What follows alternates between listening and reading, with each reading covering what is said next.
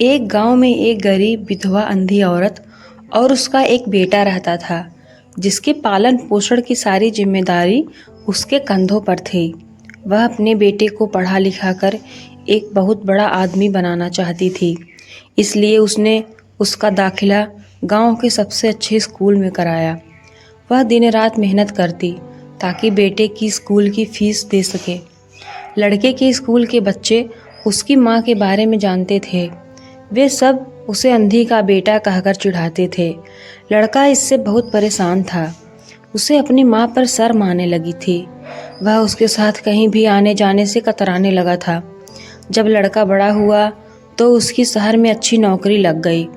उसने अपनी माँ से वादा किया कि शहर में मकान लेकर वह रोज़ उसे लेने आएगा, लेकिन वह शहर गया तो फिर वापस लौटकर नहीं आया।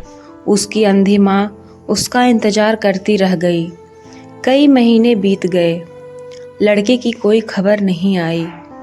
कई महीने बीत गए, लड़के की कोई खबर नहीं आई। अंधी एक दिन उससे नहीं रहा गया और वह बेटे से मिलने शहर पहुंच गई। पूछते पूछते वह बेटे के ऑफिस पहुंची। वहां सिक्योरिटी गार्ड ने उसे रोक दिया। अंधी औरत ने गार्ड को अपने बेटे का नाम बताया और बोली कि उससे जाकर कह दो कि गांव से कोई मिलने आया है।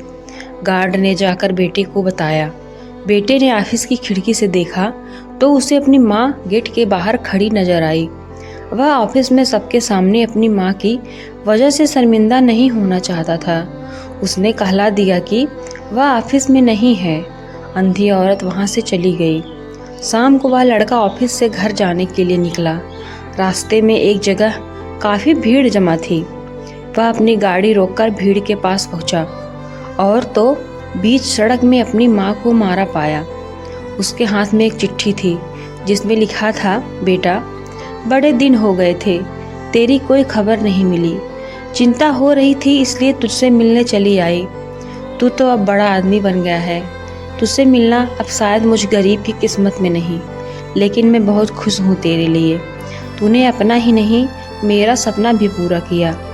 मलाल है कि तेरी तरक्की नहीं देख सकती। काश बचपन में तेरी आंखों में सरिया न घुसा होता और मुझे तुम्हें अपनी आंखें न देनी पड़ी होती, तो तेरी तरक्की अपनी आंखों से देखकर सुकून से मर सकती। तेरी अंधी माँ।